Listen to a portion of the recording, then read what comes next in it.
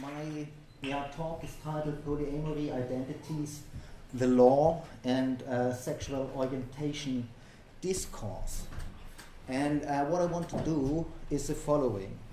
There are kind of a diversity of identities and identity narratives among polyamorous people, and people understand polyamory in different ways. However, more recently, there has been a lot of talk about the question whether it is possible to define polyamory also as a sexual orientation.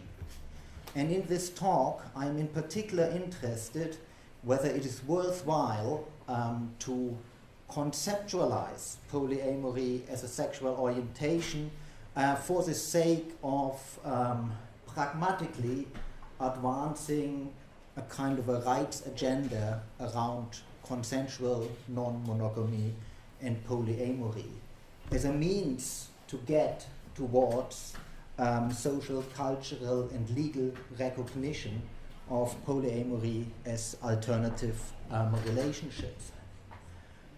In this lecture, I will trace the emergence of that kind of debate, of that discourse of polyamory as a sexual orientation, first of all in socio-legal studies, in discussions within law, by looking at key texts of US socio-legal studies authors who comprehend their work to be in support and in alliance with polyamorous activism and politics. I will present a more critical reading of this development myself, so I'm personally not so convinced that it is a good idea to pragmatically define polyamory as a sexual orientation, because this may have a variety of drawbacks. And I think that such a move carries the likelihood to reduce the complexity and the transformative potential of polyamorous relationships, to undo heteronormativity, to create more egalitarian and you call it subversive forms of relationships. I think it may also limit the scope and reach of potential litigation in the field of law. It may obstruct the capacity of polyactivism to form alliances with other people and other groups of activists around consensual non-monogamy and beyond. And it also may increase the likelihood of polyactivism to settle for legal solutions, for example, marriage, civil marriage, which ultimately are exclusive and reproductive of a culture of privilege.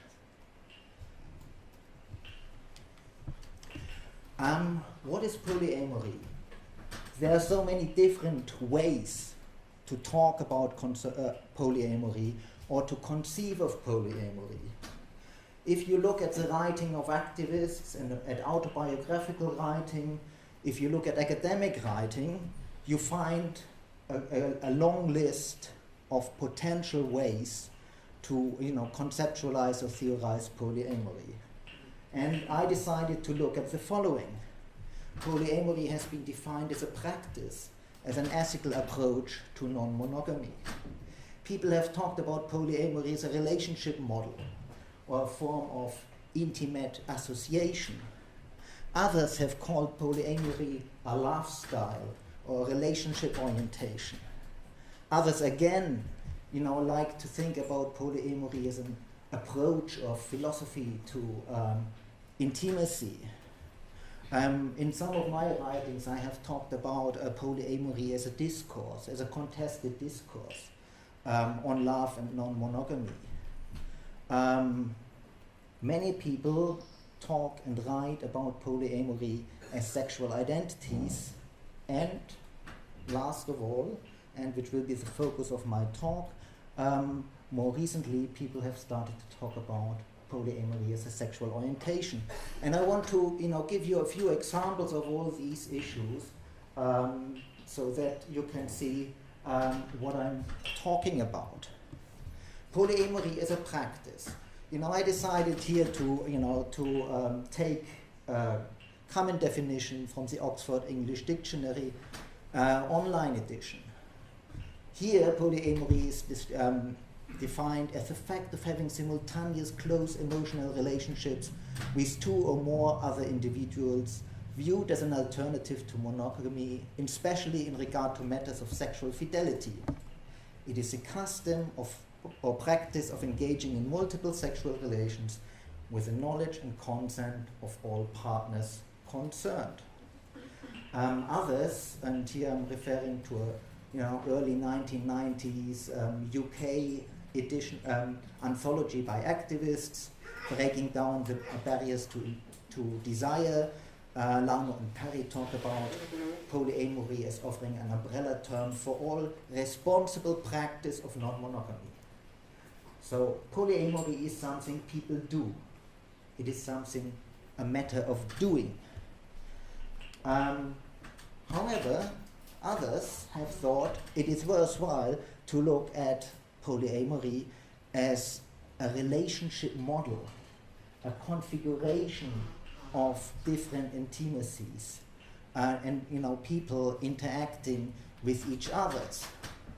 Cardoso and two co-authors define polyamory as a kind of relationship in which each person is free to maintain more than one relationship simultaneously.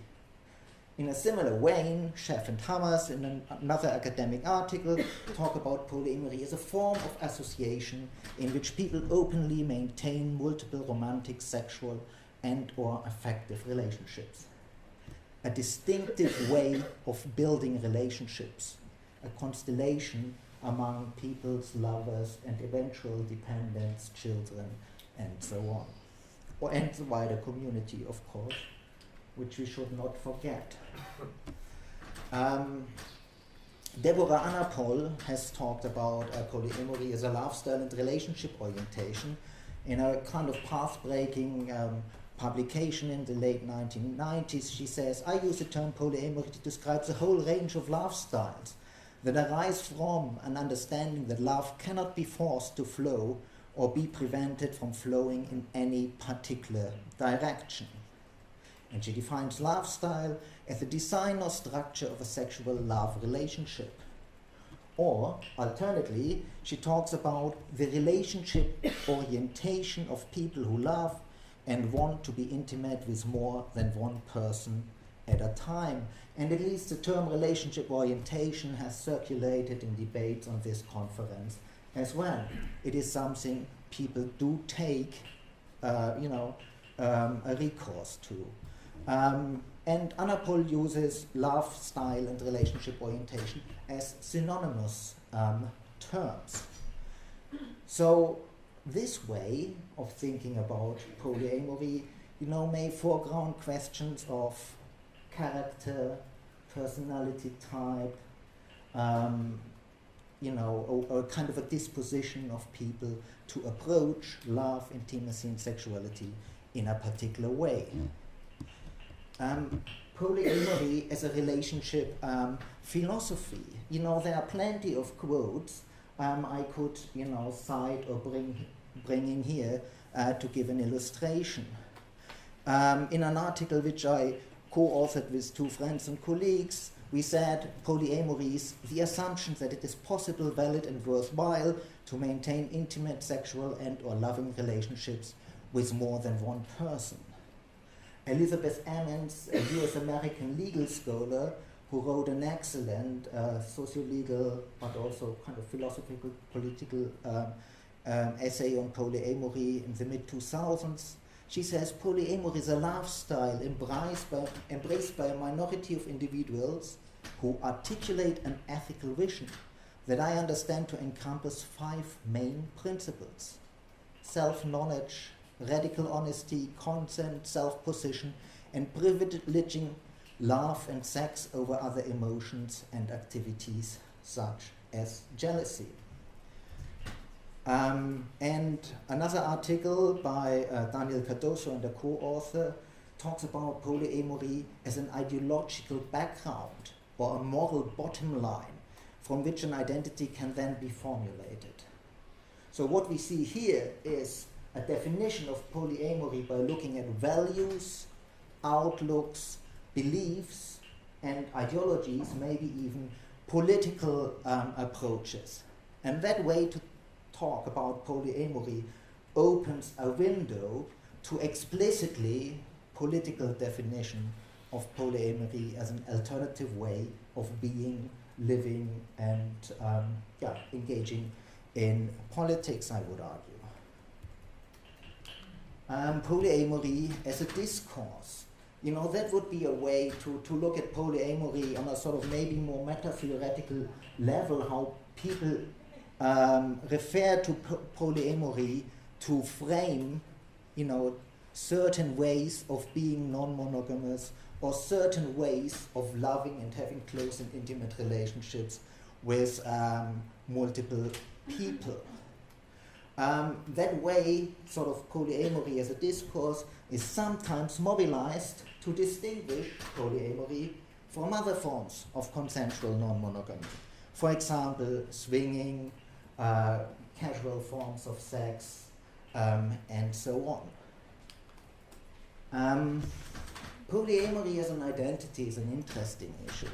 I suppose there's a lot of kind of references to identification. There are a lot of identity narratives prevalent in, you know, the interaction among poly folks and people, and among poly folks or people who practice polyamory and other people if they want to explain what their way of life and their sexuality and their erotic orientation is about. So, for example, when I did research into polyamory in the United Kingdom, it was not uncommon for me to meet people who would just refer to "I am poly" as a brief shortcut, you know, to communicate,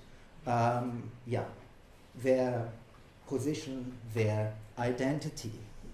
However, you know, poly identities may go hand in hand with other identities such as kink, bi, lesbian, trans, non-binary, and so on. So, you know, people also use so-called hyphenated identities. In my research, some people, you know, told me kind of quite complicated, long coming out stories. And I want to give you two examples in a while, one about Marian, who was a research participant of mine in the study I conducted in the late 1990s and early 2000s, and another life story by Rebecca, who contributed an autobiographical article to that British polyamory anthology, Breaking Down the Boundaries to Desire, which I referred to earlier. So people tell coming out stories. And some people tell also multiple coming out stories, comparing their experience of, for example, coming out as a kinky BDSM practitioner with coming out as a bisexual person, or with coming out as being a polyamorous person. So you can see that resonance of like that kind of idea of coming out, which again has a kind of another historical origin in, you know, lesbian, gay, and queer politics, but which has kind of universalized, you know, resource for marginalized and queer people to refer to. So Meghan Barker argued in an earlier study that polyamorous identified study participants would distinguish or would tell kind of identity narratives which fell in two major camps, and one would be a kind of a story, polyamory is something which I am, and another one, polyamory is something which I choose to do. So you could say there may be sort of a different level of emphasis in terms of depth, deep-rootedness, or maybe also salient significance of polyamory as an identity.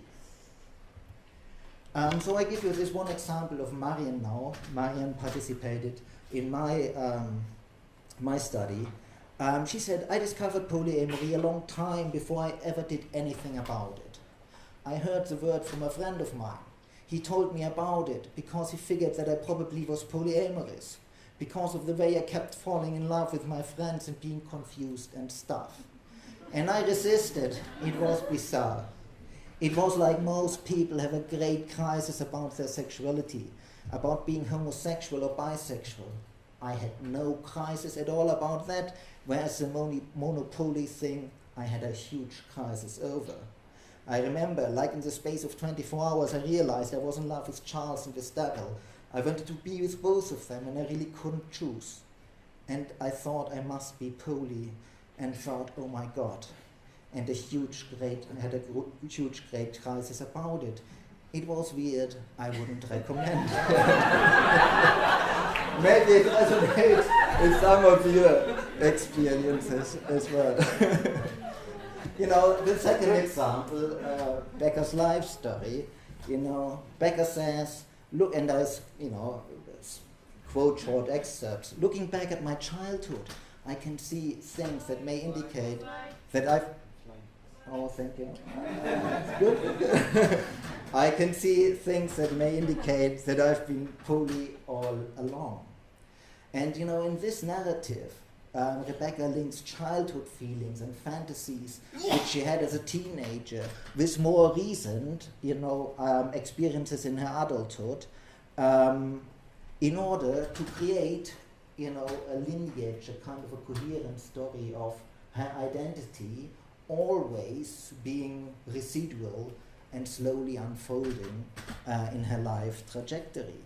And ultimately, her life narrative culminates in the realization that despite her continuing confusion, she must be a polyamorous person. And then she says, as a polyamorous person, I will never be able to be faithful to anybody, unfortunately, and I think I have a right to express my love for multiple people. The more I give, love I give, the more I get in return. And her life narrative is closed with that statement. So I think it's kind of quite interesting because, the way I read the narrative, I see some resonance with Sina Muscarina's study of identity narratives and, who I think yesterday gave an excellent talk about that some of the study participants in her research, moved from shock to a state of empowerment, ultimately embracing their fate in that act of resolution. Yes, I'm poly, and I have to get on with it.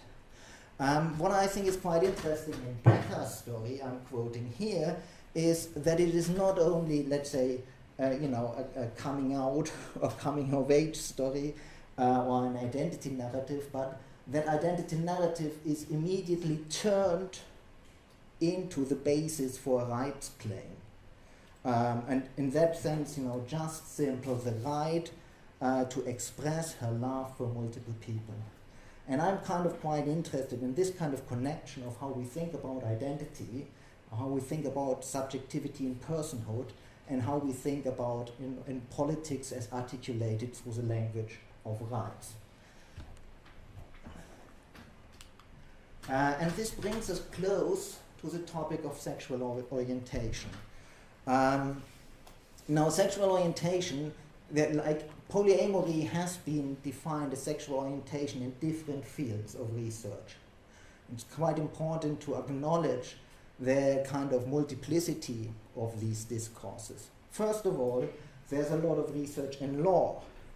For example, Anne Tweedy argues in a kind of comprehensive text which culminates in the proposal to define polyamory as a sexual orientation for the sake of creating anti-discrimination legal protection for polyamorous folks, argues and suggests that we should be expanding the definition of sexual orientation to include polyamory for purposes of anti-discrimination law.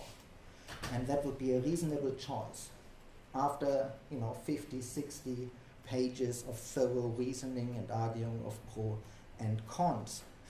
However, there's also research, of course, in the natural sciences, for example, in the field of genetics, and Julian Wessels, I'm not sure whether he's here, didn't have a chance to attend his talk, but he talked on this conference on genetic research and the role of hormones, oxytocin production and transmission for creating certain behaviors, I suppose, and certain phenomena such as polyamory.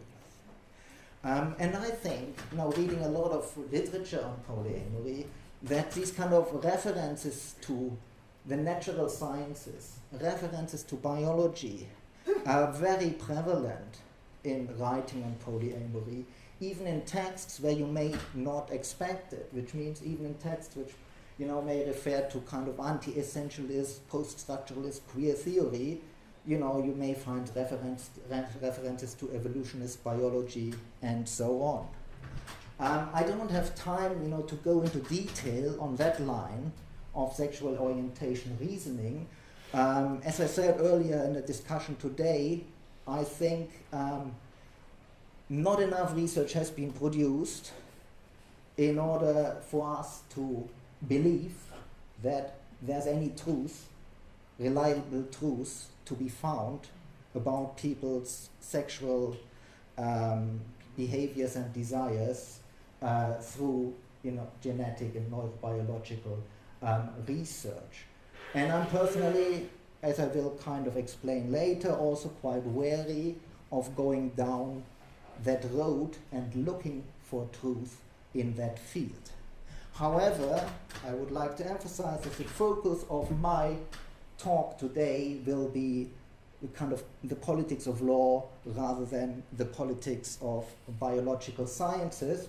But I would like to flag up an excellent study undertaken by Angela Willi, who looks from a feminist critique of science at the multiple naturalizing and biological discourses on monogamy and non-monogamy. It is a very very rewarding and thought-provoking read. A few words on that kind of big concept, sexual orientation. How has it been defined? First of all, I draw on a text by Sarah Ahmed, who wrote a kind of, quite quirky, very critical book on issues around sexual orientation from a queer point of view. But she says the mainstream definition of sexual orientation would often be described in terms of the sex of one's object choice, whether that sex is the same sex or the other sex, such that, according to Janice Bohan, one's sexual orientation is defined by the sex, same or other, of the people to whom one is emotionally and sexually attracted. I think his name is David Evans. It's a small entry to a sexuality encyclopedia. Sexual orientation is defined here as a description of who and what one desires sexually, one's object choice. It has been achieved widespread acceptance in the most common term to refer to neutrally and non-hierarchically to a range of different sexualities. For instance, in anti-discrimination legislation, it is used to refer to whether one is heterosexual, homosexual, or bisexual. So the kind of standard definitions of sexual orientation, over the last few decades, have referred to the gendered object choice of people, and ultimately they rest upon a strong notion, let's say, of sexual difference, male-female distinction, and the sexual behavior or desire patterns which may be played out between people. I would like to emphasize there are definitions which are more flexible, which try to go beyond the question of gendered object choice, and Sarah Ahmed is one of them, but there are other more recent examples who kind of present a much more complex notion of sexual orientation, which may also refer to more subtle tastes in terms of touch or other body features different from genitals and other markers of sexual difference, or which may refer to numbers of partners and so on.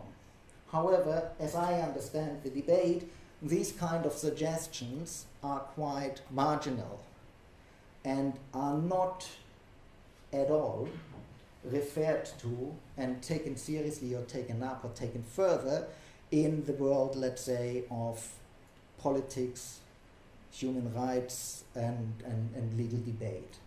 In that field, we find rather old-fashioned sexual binary-based definitions of sexual orientation. So, from a polypolitical point of view, if we think about reframing polyamory as a sexual orientation, what does it mean? Do we use sexual orientation as an analogy, just like lesbians, gays, bisexuals? Do we want to recuperate the term and give it a kind of a more subversive reading? Can we transform it?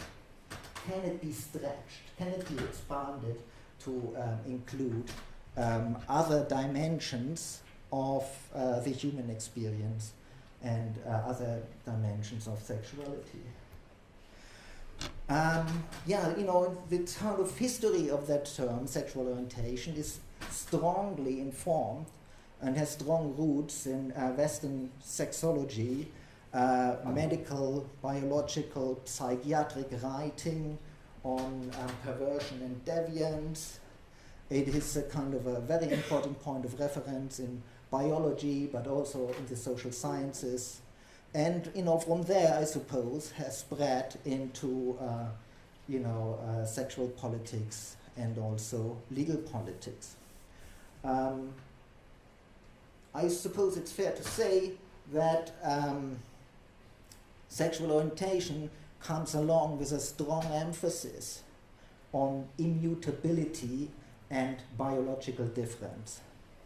And as a lot of kind of historians of sexology and historians of this concept point out, this kind of the research into sexual orientation and the theory of sexual orientation has been propelled by that kind of enormous curiosity to find out where homosexuality comes from.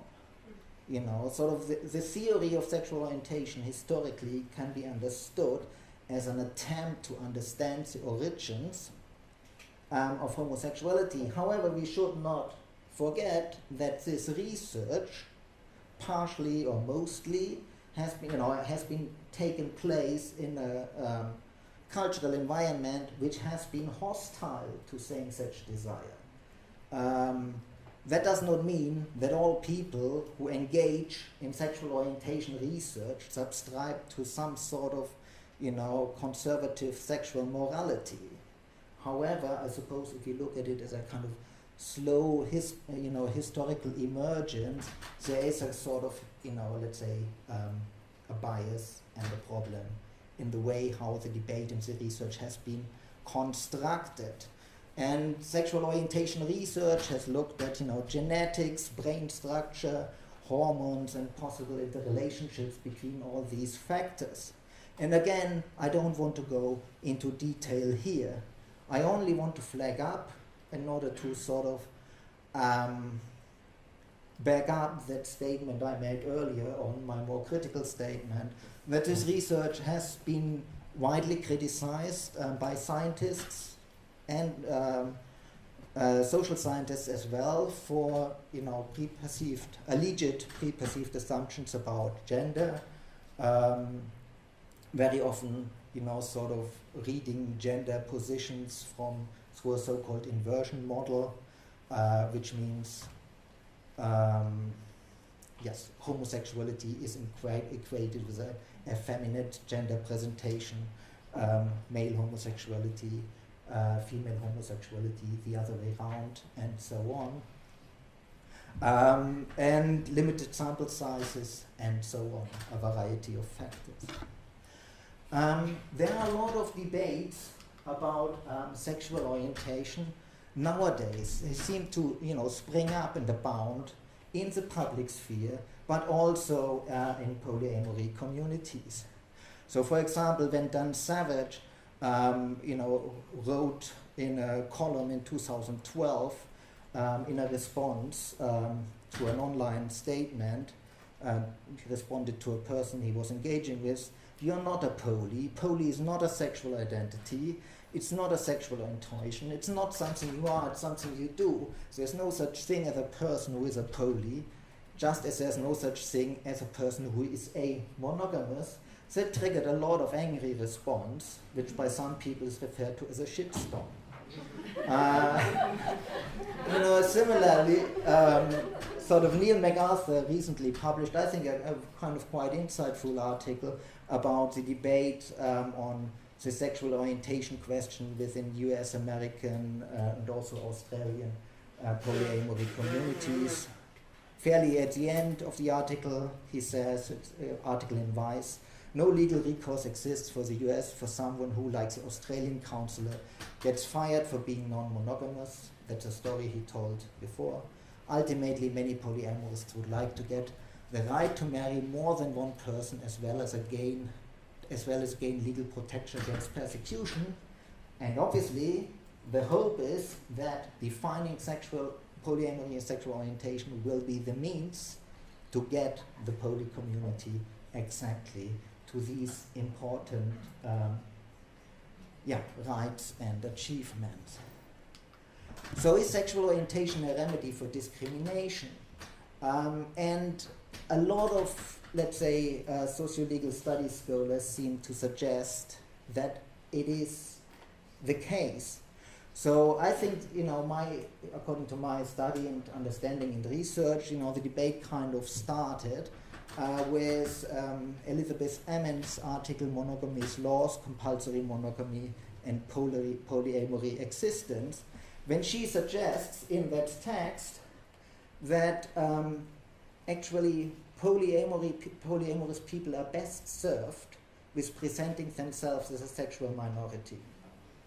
Because if they suggest, in a way everybody could be poly is cool, better relationships, better intimacy, more sex, much nicer life, what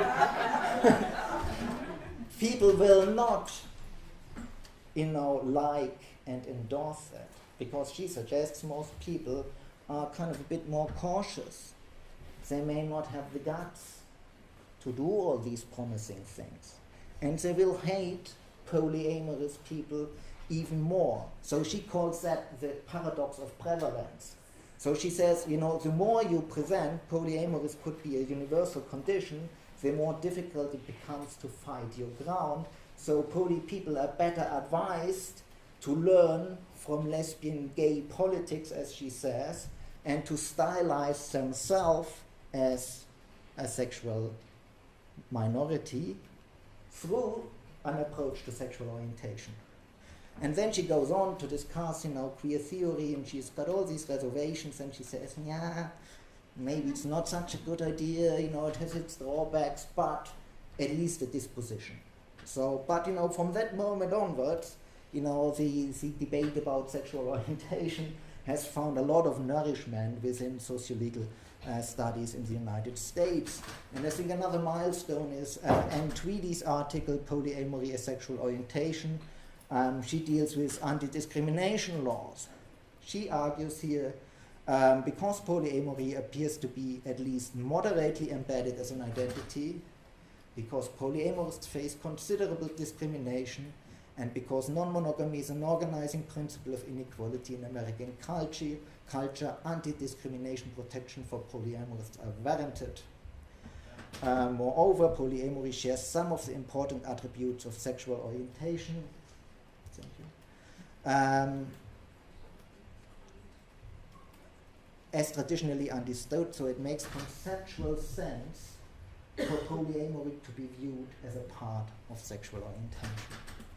And more recently, we have the same idea and the same debate sort of popping up in the question around marriage equality, against the backdrop that the US same-sex marriage equality movement has made major inroads and ultimately has been granted the right, the verdict that it would be a right for same-sex loving people to that there's a fundamental right to marry. Aviram and Leachman suggest that the kind of question of marriage rights has become a bit more salient in the United States poly communities, whereas there was a strong rejection of engaging with marriage law. It has become a topic of debate, and Aviram's and Leachman's article, The Future of Polyamorous Marriage, Lessons from the Marriage Equality Struggle, kind of critically reads every step of the LGBTQ same-sex marriage movement, probably cut off the Q here, sorry, and tries to suggest or tries to evaluate which elements could be taken for polyamorous people to advance litigation in order to also claim the right to enter civil marriage with multiple people. So all these authors believe sexual orientation models can be stretched and changed to accommodate polyamory. And of course, I would like to emphasize, workplace anti-discrimination, protection, and also relationship rights are very important issues. And to achieve protection here very often is vital. It may be an issue of survival, and so on. However, the question is if these rights are advanced by the means of political strategies which rest upon sexual orientation thinking, to whom will they be accessible and on what price? And so I would like to end my talk with talking about a few of the shortcomings, as I see them, of such a pragmatic decision to ground poly-activism on a sexual orientation strategy. So the risks, as I understand them, would include defining polyamory as a sexual orientation may undermine the disruptive potential that kind of inheres in certain interpretations, at least, of polyamory, because sexual orientation thinking deploys very rigid categories, and ultimately it is closely tied to a sexual difference / gender binary mode of thinking, and a construct of sexuality which is built upon it. However, it would argue it also depoliticizes polyamory by taking recourse to a discourse of nature. Ultimately, at the bottom of the argument, is making an argument we should be protected because it's natural.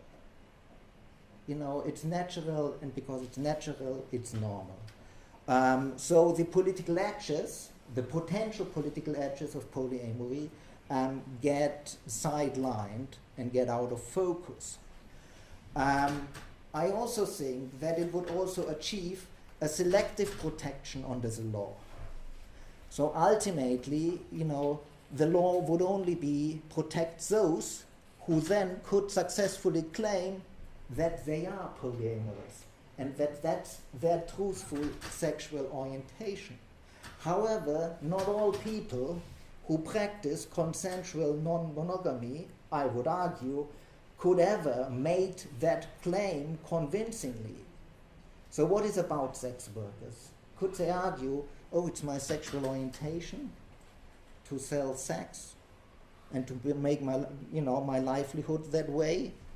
What about, let's say, forms of consensual non-monogamy which are built in more kind of cultural traditions or which are religiously framed, and so on? What about people who, for various reasons, cannot come out because it was juxtaposed their survival and their economic security and so on?